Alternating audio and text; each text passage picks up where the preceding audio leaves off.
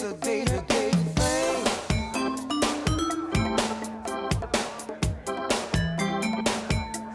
A day-to-day thing.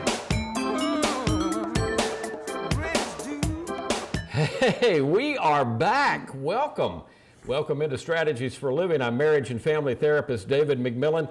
It is good to be back with you after a long summer break, and it is good to have my good friend, our good friend, Arkla Texan Dan Baldwin here as our first live life strategist. Daniel. How are you? Welcome to Strategies for Living. I'm flattered. Now, you and I go back a long way. Further than we want to admit. You and I used to run around the advertising business and the radio business together back in the day. What, 70s? 75, 74 in that era. Yeah, you were. You were in radio and I was copywriting. Yes, you were. Bill Bailey Carter. Jack Lamb. Jack Lamb, yeah. And lots of places. Yeah. Lots of places around here. Today, you have moved away. You are in Arizona. Live in Phoenix Mesa, Arizona. And wow, you have done some things that we're going to talk about today. Right. You're an author. You're a ghostwriter. We're going to talk about. I love this book. Good. I love this book, Sparky and the King, set here in the Arklatex. If you're a Kennedy assassination enthusiast, which I know you are, Sparky, Jack Ruby's nickname. Right. Sparky from Chicago. Sparky from Chicago, and of course we know the King, Elvis Presley. And Sparky and the King sat down at Municipal Auditorium. We have Stan, the record man's, Stan's record shop in here. Southern Made talk Donuts, about. you name it, it's all in there. You are also the co-founder of Find Me. Correct. Now, Find Me is a volunteer group of psychics and retired and active law enforcement personnel, legal and investigative experts, and search and rescue teams committed to finding missing persons. Missing right? persons and solving crimes. And we don't work for money. We don't work for rewards. We work totally free of charge. And you do that through using this little instrument. Well, that's that's my instrument. Yeah. And we have a little bit of pendulum. everything. We have crystal ball gazers, tarot card diviners, mediums, clairaudience, clairvoyance. You name it, we've got some of everything. We have got a lot to talk about today here. You are a life strategist extraordinaire. Thank you for coming. Thank you for inviting me. And how did you get into? Now you're also a ghostwriter, so your Right. real job is you write books for other people. You've written over 50? Yeah. 50 books? How'd you get into that? Well, I've got 50 published books. I say, I'm not the author. I only wrote the book.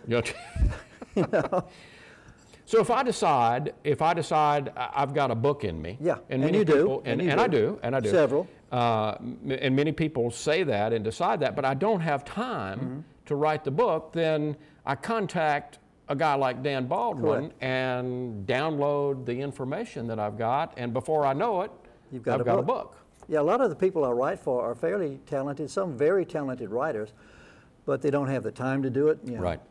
I've got several people, they're on the speaking tours. Right. They'll speak at 10,000 people here, 30,000 people there. You got motivational speakers, people Right. like that. Right. They just don't have time to write the book, even though they have the talent. And Right. others, they may not have the discipline. And so they bring me in and I turn their words into their book. Wow, I want to talk about that. We've got a lot to talk about today. Which one do you want to tackle first? It doesn't matter. Okay, let's talk about Sparky and the King. Okay. Because I got a complaint. You sent me this book, and I lost sleep. Good. I lost a lot of sleep because That's what we want to hear. I could not put this book down, and I would, just start laughing at some points here or chuckling because you used a lot of places that we know. There's going to be a lot of places that are familiar to people. Well, it's set in reading. Shreveport, Bossier City in the year 1960. All right, so what can you tell us without giving too much away of the plot of Sparky and the King? Well, the plot is Elvis Presley was coming out of the Army in 1960, which is true. Yes. But the idea for the novel, which is not true, is that he's going to do a comeback concert at the Louisiana Hayride. Okay. Which is not true, but possible. Possible. It could have Yeah, happened. Could have happened, yeah. In the 60s, you know, you'll remember the bad old days, bad old part of the 60s. The Klan wants to kill Elvis because he is making black music popular to white audiences. Right, You know, that right. was Sam Phillips' deal. You know, if I Right, can get a right. white boy to sing like a black singer, Then he knew I'll that make a million. he'll make a million, And he and found he- Elvis Presley and said, wow. I got it. And rock and roll just Yep. took off. Yep. All right, so the Klan doesn't want that to happen. They don't like that in these parts. Mm-hmm. Yeah. Yeah, And of course, Elvis doesn't know anything about this. right. But the mob, the Dixie Mafia, they look at it and say, well, this new rock and roll stuff might catch on. There might be a lot of money for us to make in this, because we've got entertainment, we've got concerts, we've got records, we've got promotionals that we could do. And at this, you know, they got word of the assassination attempt. Right. Well, if he gets killed, he could kill off this whole rock and roll music thing. We don't want that to happen. Again, they're not affiliated with Elvis, but they see they can make a lot of money off Yeah, Elvis. yeah. So the mob says, we've got to find somebody to stop the assassin. Now, if you think about it in 1960, again, this is fictitious, but it could have happened. Right. You need somebody in the Arklatex, Dallas area who Right. one is Shreveport to Dallas, Shreveport yep. to Dallas, regular route. Someone who knows law enforcement locally, has connection. Mm-hmm. Someone who has FBI connections locally. Someone who has, again, mob connections locally, entertainment connections locally, who knows, you know, where the bodies are buried. and all Knows that. the players. Yeah, Yeah, knows knows how to all get the around. players Yeah. and can get to all the players without alarming. You go to the FBI without alarming the mob and back and forth. Right. Jack Ruby, nightclub owner from Dallas, Texas. Carousel Club. Carousel of course, Club. Yeah. And the real Jack Ruby did come to Shreveport, Bossier City quite a lot. He went to the old Bossier Strip, and he was looking for dancers for the Carousel Club. Sure. Yeah, Sure. and some of his other more nefarious activities. This was like the minor leagues. Yeah, something that like he that. looked at for him. He Yeah. would recruit to the majors, if you will, in his mind and his Right. ego. Yeah. So the mob says, well, Jack Ruby is the perfect person. Now, young folks might not remember, but Jack Ruby is the man who killed Lee Harvey Oswald, who was accused of killing President John Kennedy. So Ruby is the perfect character, you know, to stop the assassin. And so the novel basically tracks both the assassin and Ruby as they get closer and closer and closer and closer. Then you have the final confrontation at the Louisiana Hayride with Elvis on the stage. On the stage. So Elvis. I will not tell you how Elvis leaves the building. Okay. You have to buy the book. You have to buy the book to find out. Okay. But it's, as I said, I could not put the book down. It's a heck you. of a read. Thank so you. what a sick mind. Yes, thank you, even more. But you knew that. I knew that going in, yeah. That's why you invited me here. You know, and I Like know watching that a train wreck.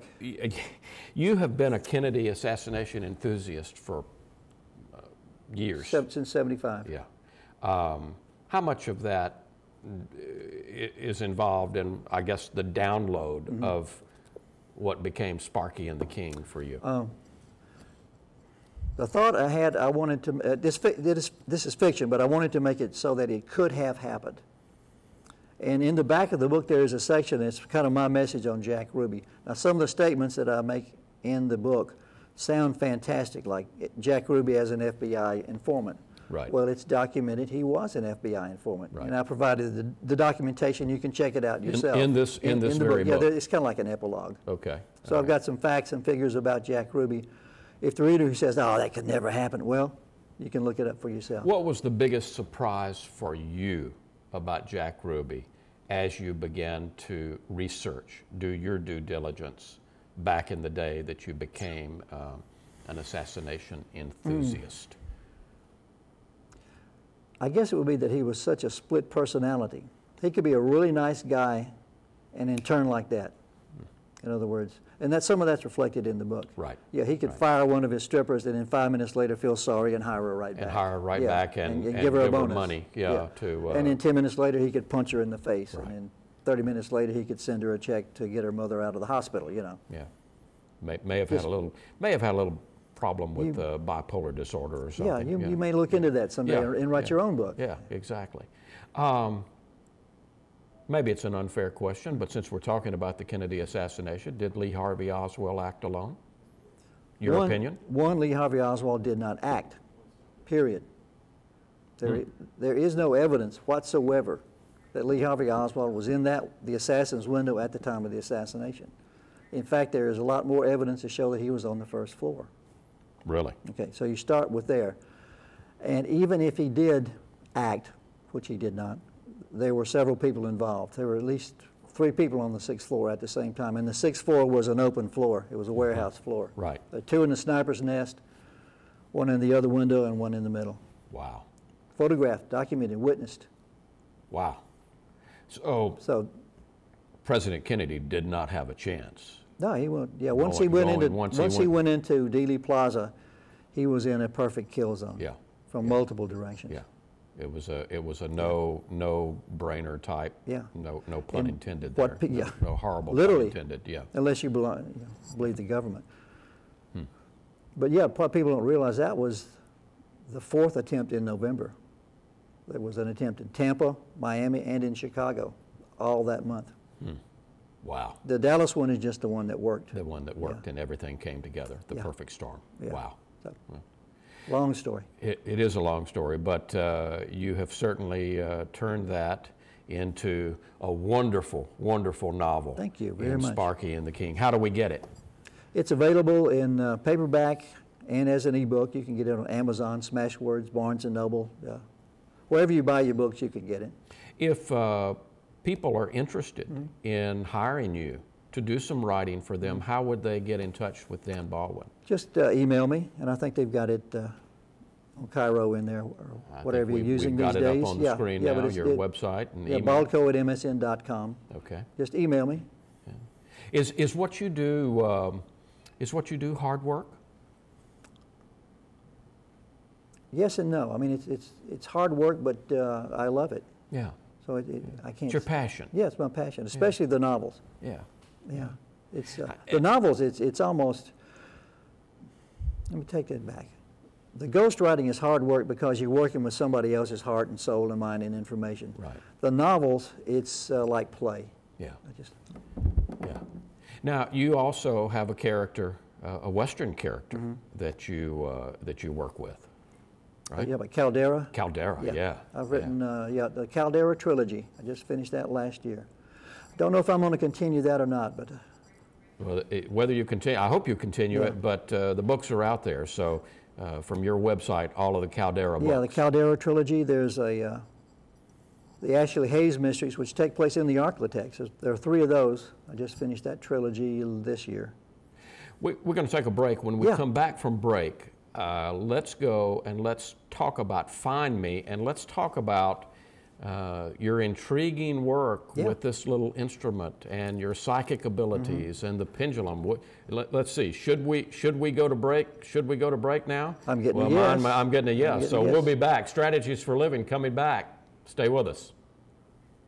I'm a wife. A sister. And a grandfather. I'm an office clerk. I'm a research analyst. Dance fitness instructor. Actor. I'm a copywriter. I'm a veteran. I have lupus. Cerebral palsy. I'm blind. And I'm working in a job I love. I love Because I was given a chance to contribute my skills and talents. To show that my disability is only one part of who I am. Who I am. who I am. At work, it's what people can do that matters. For more information, visit whatcanyoudocampaign.org. For others, it may have just been a summer job. But for me, it was training. Now I'm an Air Force pararescueman, and my job is to save lives. Make the right choices today and be ready for the challenges tomorrow. This message is brought to you by the U.S. Air Force. My husband drinks with friends after work. He has a couple of drinks at home with dinner and a few more while we watch TV. A counselor recommended I try Al-Anon family groups. I didn't want to go to Al-Anon, but I'm sure glad I did. Is someone's drinking breaking your heart? You might be surprised at what you can learn at an Al-Anon family group from people just like you. Call 1-888-4-AL-ANON or go to alanon.org.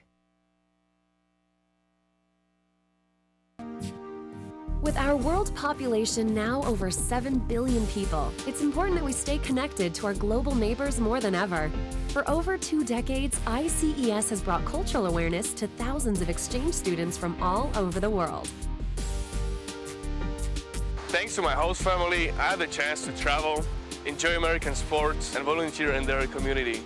This has been one of the best things I've ever done. My family's hosted foreign exchange students for the past 12 years, and every year it's like adding a new member to our family. Such citizen diplomacy may start with one visiting student and his or her host family, but it ripples throughout communities in the United States and abroad.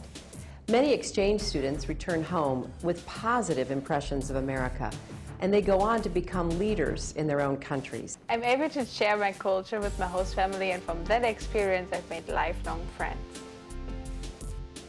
There's no better way to learn firsthand about a foreign country and its culture than from the perspective of an exchange student who has grown up there.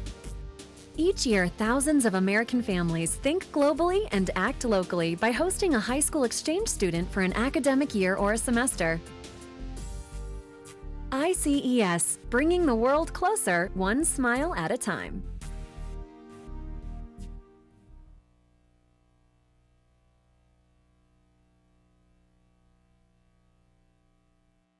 And welcome back. Welcome back into Strategies for Living. I'm marriage and family therapist David McMillan. You are watching Strategies today, but don't forget, you can listen to Strategies for Living. Strategies began on the radio, News Radio 710 Keel, and 20 plus years later, we're still there, 9 a.m. to 10 a.m. on Sunday mornings.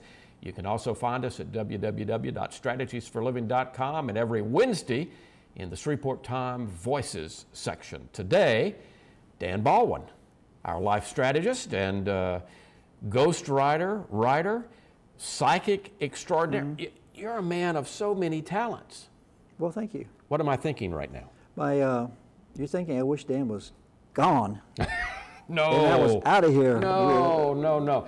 I remind you too much of the past. You and I have a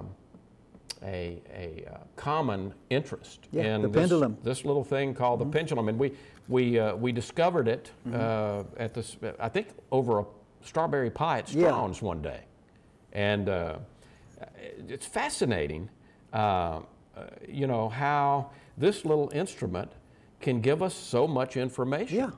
And so tell us, you've written a book called The Practical Pendulum, Getting into the Swing of Things. Now, a lot of people, especially around our parts, might know the pendulum as a device for finding water. Yeah, the old witching stick. The witching sticks. Yeah, and willow stick. You know, people use these instruments too. It's the same thing, same principle, just a different tool. So how did you get interested in the pendulum? And why is it so practical? Because some people would say, what are these guys doing? Playing with what looks like little pieces of jewelry, and they're swinging back and forth, and they're swinging up and down, and they're swinging around and around, and what are they doing? Yeah.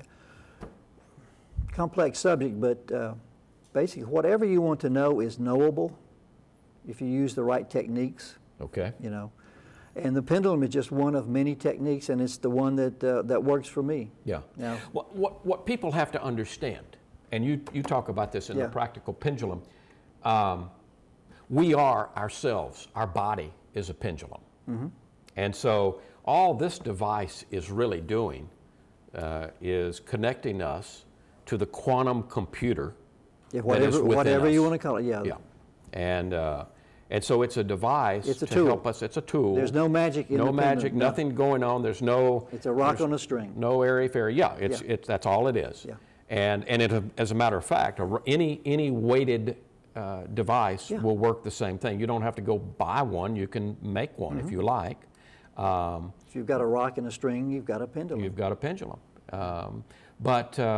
So what do we need to know about what a pendulum can do for us? Well, again, I wrote the book, The Practical Pendulum, and I wanted a book that shows how to do it in as few words and as few chapters as possible. I left out all the what some of my instructors would call woo-woo, the metaphysical aspects. Under 100 pages here.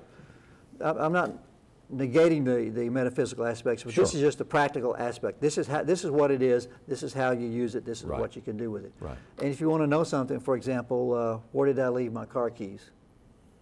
Say you lost your car keys. Well, you could, quote, ask the pendulum. Now, when I say ask the pendulum, I mean you connect with the quantum whatever. Right.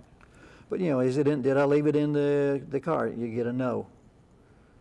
A left swing would be a no. Right. A right swing would be a yes. Did I leave it in the bedroom? You get a no. Did I leave it on the front porch? You get a yes. Okay, so you go to the front porch, there are your car keys. I helped a lady years ago. She had gotten married to a local physician, and he had given her one heck of a rock for an engagement ring and wedding set, and she lost them. Yeah. Showed up in my office, and I know they're in the house, but I cannot find them. I've turned over the house. Well, I told her about the pendulum. I said, you know, it was a 2-story house, so let's draw out your house. And using my pendulum, I helped her find her rings were in her bathroom. Yeah. And sure enough, that's where she found her rings. Yes. And I use it primarily to find missing people. Yes. You know, that's my calling. How did you become interested in it, Dan? The pendulum? Or yes, pendulum. I just looked into it. I was looking for different ways to find missing kids, and I thought, well, I'll try this psychic road. And I was just trying out different things, and I saw a pendulum, and I said, well, I could do that. Have you? Did you consider yourself psychic prior to that, or has the pendulum I hadn't put a lot of thought into it. Yeah. Yeah, I realized everybody is psychic. Yeah, that's what I've heard over and everybody over. has. Sure. You can deny it, you can ignore it, you can put it to use. But we all have it. All have it. So for you, are you saying that the use of the pendulum then has helped you develop that side of you? Yes, like any muscle. You exercise, the more you exercise, the more you're going to develop. Right, right. And again, the book would tell you how to get started, and the more you do what's in the book, the better you're going to be. So anyone can do this? Anyone can do this. All right. And it would give us access to what would be the most practical usage of using a pendulum for someone who reads the under 100 pages of the practical pendulum? It depends on what do you want to know. I found a missing person in Colorado. Wow. So tell us about Find Me, that group. It's just a psychic group. Started out as 16. They're 160 now worldwide. Wow. How many cases have you has the group successfully helped law enforcement find and determine living or deceased, missing people? Hard to say because we didn't count for the first half. You know, we're about 12 years old. We never kept count for 6 years. Right. Since then, probably 100. Now these are people all over the world. All over the world. And so you use a lot of what is called map dowsing, right? Yeah. So how does that work? Well, looking for the kid in Colorado. I did not know where he was, but we figured in Colorado. So I said, is he in Colorado? I got a yes. Then did a question, is he north, south, east, west Colorado? I got south. Is he southwest, southeast Colorado? Just continue to narrow it down. you build a box and you narrow it down and you narrow it down. Then I got topo maps. And, is he east of this road? Yes or no. Is he south of this road? Yes or no. Shrink the box down. Then I got on Google Earth. And, is he north of this creek? Is he north of this trail? Is he south? And got it down to about the size of a football field. Wow. And that's where he was. Incredible. Incredible, Dan Baldwin. And I'm not the only one that does that, but that's my story. You are going to have to come back, and maybe we can do an entire program. You'll have to buy me some more pie. I'll definitely buy you some pie at Strawn's. That's a date. You folks heard that. In the meantime, you will want to continue the conversation with Dan Baldwin, and the way you do that is you go get a copy of, I warn you though, you're not going to be able to put it down, Sparky and the King.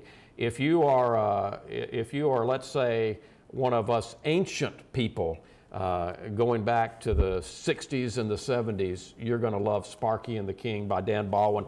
If we've piqued your curiosity about the pendulum, it's the Practical Pendulum. Again, your website?